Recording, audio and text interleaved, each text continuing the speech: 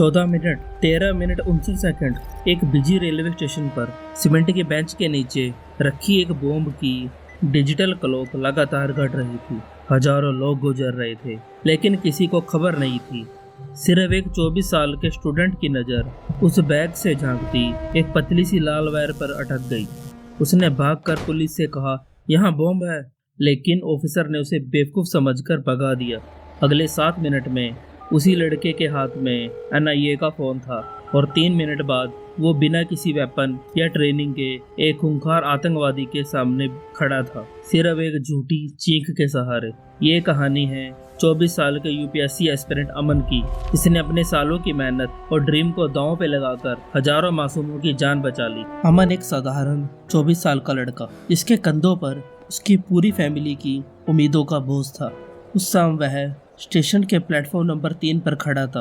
अगले दिन उसका यूपीएससी मेंस का एग्जाम था, एक ऐसा एग्जाम जिसके लिए उसने अपनी जिंदगी के 5 सबसे कीमती साल दिन रात एक करके लगा दिए थे। स्टेशन पर चाय की चुस्की लेते हुए उसकी नज़र अचानक एक लावारिस काले बैग पर पड़ी। लोग आए चले गए, ट्रेन आई, भीड़ बढ़ती रही, लेकिन वो बैग वहीं पड़ा रहा। आमतौर पर ऐसी चीज़ों को देखकर हर कोई इग्नोर कर देता है और आगे बढ़ जाता है, लेकिन अमन की नज़र उस बैग की आधी खुली जीप से बाहर झांकती एक पतली सी लाल वायर पर जाकर अटक गई। उसके दिल की धड़कनें अचानक तेज हो गई। क्या यह सिर्फ किसी भुलक्कड़ पैसेंजर का बैग था या फिर तबाही का कोई सामान? अमन ने जब हिम्मत जुटाकर घबराते हुए उस बैग को थोड़ा और करीब से देखा तो उस बैग के अंदर एक छोटी सी डिजिटल क्लॉक चमक रही थी, जिस पर नंबर्स लगातार घट रहे थे। 14 मिनट 13 मिनट 59 सेकंड।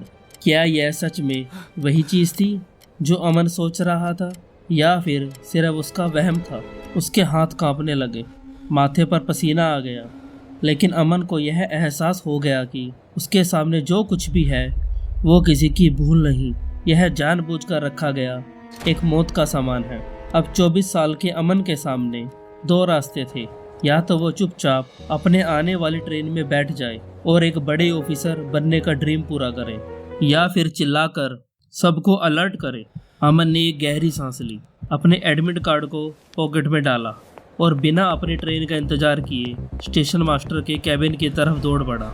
जब अमन हांफते हुए स्टेशन मास्टर के रूम में पहुंचा और उसने चिल्लाकर प्लेटफॉर्म पर बॉम्ब होने की बात कही, तो वहां मौजूद अधिकारियों ने उसकी बात को एक घबराया हुआ बच्चा समझकर खारिज कर दिया। उससे कहा गया कि ऐसे बड़े स्टेशन पर रोज लावारिस बैग छूटते हैं, अपना दिमाग शांत रखो, पानी पियो और जाकर शांति से अपनी ट्रेन पकड़ो, दिमाग मत खराब करो।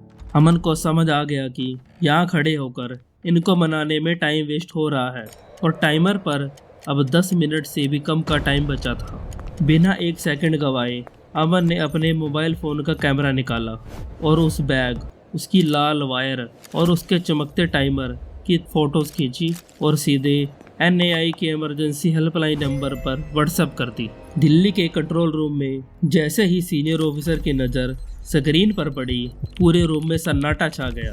ऑफिसर का चेहरा पूरी तरह उतर गया। यह किसी लोकल गुंडे का बनाया हुआ मामूली पटाखा नहीं था, यह एक high grade military level timer था। एनएआई के एक्सपर्ट्स ने तुरंत भांप लिया कि इस डिवाइस को रिमोट से भी ट्रिगर किया जा सकता था, और जिसके पास वो रिमोट था वो इंसान अभी भी स्टेशन कैंपस या पार्किंग एरिया के आसपास ही छुपा होना चाहिए।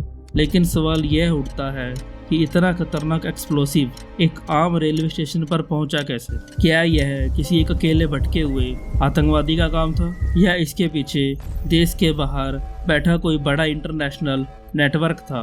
एनएआई की स्पेशल टीम ने फौरन अमन को वापस कॉल मिलाया। ऑफिसर की वॉइस में साफ घबराहट थी।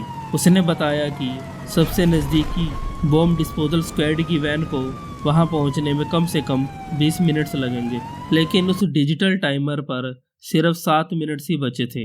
ऑफिसर ने सख्त लहजे में कहा, बेटा तुम तुरंत वहां से भागो, जितना दूर हो सके भागो। लेकिन जो आगे हुआ उसने सब कुछ हमेशा के लिए बदल दिया। 24 साल के उस लड़के ने भागने से साफ इनकार कर दिया।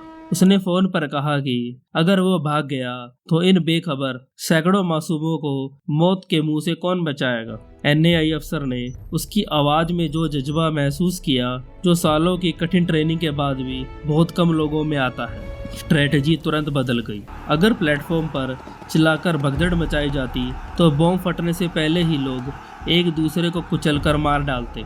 अमन ने तुरंत अपना माइंड दौड़ाया। वो प्लेटफॉर्म पर लगे अनाउंसमेंट रूम की तरफ भागा। वहां का डोर खटखटाया और ऑपरेटर को अपने बात पर यकीन दिलाकर तुरंत ट्रेन लेट होने और प्लेटफॉर्म बदलने की झूठी न्यूज लाउडस्पीकर पर चलवा दी। धीरे धीरे अनजान भीड़ प्लेटफॉर्म नंबर 3 से हटने लगी।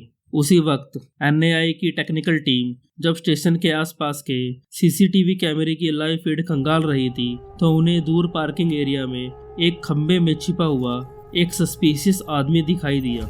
जब कैमरा को जूम करके देखा गया तो एनआई अफसर के होश उड़ गए। उस आदमी के हाथ में एक इनक्रिप्टेड फोन था जो उस बॉम्ब का रिमोट लग रहा था। उसका खौफनाक प्लान ये था कि अगर टाइमर खत्म होने से पहले प्लेटफॉर्म खाली हो गया तो वो दूर खड़े होकर अपने फोन के एक सिंगल क्लिक से रिमोट दबाकर तुरंत ब्लास्ट कर देगा। एनएआई की स्पेशल स्ट्राइक टीम और कमांडोज रास्ते में थे, लेकिन उनके पहुंचने से पहले अगर टेररिस्ट को जरा सा भी शक होता तो वो तुरंत अपनी पॉकेट से रिमोट निकालकर बटन दबा देता। टाइम तेजी से खत्म हो रहा था। एनएआई अफसर ने अमन को फोन पर रोक कर कहा, अमन, अब सब कुछ तुम्हारे हाथ में है। तुम्हें उस आदमी का अटेंशन भटकाना होगा। तुम्हें उसे किसी भी कीमत पर उलझा कर रखना होगा। लेकिन याद रखना, वो एक खूंखार आतंकवादी है। उसके पास वेपन हो सकता है और वो तुम्हें नुकसान भी पहुंचा सकता है। तब अमन ने घबरा कर पूछा कि वो इतनी बड़ी भीड़ में उस आतंकवादी को पहचानेगा कैसे।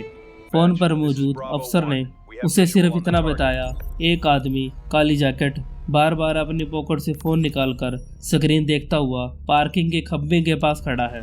लेकिन स्टेशन की पार्किंग में दर्जनों लोग घूम रहे थे। अंधेरे में, स्टेशन के शोर में और घड़ी की टिक टिक के बीच अमन को उस एक चेहरे को ढूंढना था जो बाकी सबसे अलग था। जब डिजिटल टाइमर पर सिर्फ 3 मिनट्स बचे थे तब अमन की नज़र उस पर पड़ी। काली जैकेट, फोन को बार बार पॉकेट से निकालना और आंखें लगातार प्लेटफॉर्म की तरफ। यह वही आदमी था। अमन ने तुरंत खुद को एक उलझा हुआ, रास्ता भटका हुआ स्टूडेंट बना लिया। हाथ में मैप जैसा कागज का टुकड़ा पकड़े वो धीरे धीरे उस आतंकवादी की तरफ बढ़ा और रास्ता पूछने के बहाने उसके बिल्कुल करीब पहुंच गया। अमन का टारगेट सिर्फ एक था, उस आदमी का अटेंशन उसके फ़ोन की स्क्रीन से हटाकर कुछ सेकंड के लिए खुद पर टिका देना, ताकि बॉम्ब डिस्पोजल स्क्वाड और अंडरकवर कमांडो टीम को करीब आने का टाइम मिल सके। लेकिन उस खूंखार आतंकवादी ने तुरंत शक कर लिया। शायद अमन की घबराई हुई आवाज़ और उसकी कांपती नज़रें, कुछ तो ऐसा था जिसने उस हमलावर को अलर्ट कर दिया। उसने अमन को पूरी ताकत से धक्का दिया। अमन ग्राउंड पर जा गिरा और आतंकवादी का हाथ तुरंत अपनी जैकेट की पॉकेट की तरफ गया, उस फोन की तरफ, उस एक बटन की तरफ जो एक सैकड़ों जिंदगियों को पल भर में खत्म कर सकता था। अगर अब कुछ नहीं होता तो अगले 2 सेकंड में सब कुछ तबाह हो जाता। ग्राउंड पर गिरे अमन के पास कोई वेपन नहीं था, कोई कमांडो ट्रेनिंग नहीं थी, लेकिन उसके पास एक चीज थी, उसका माइंड।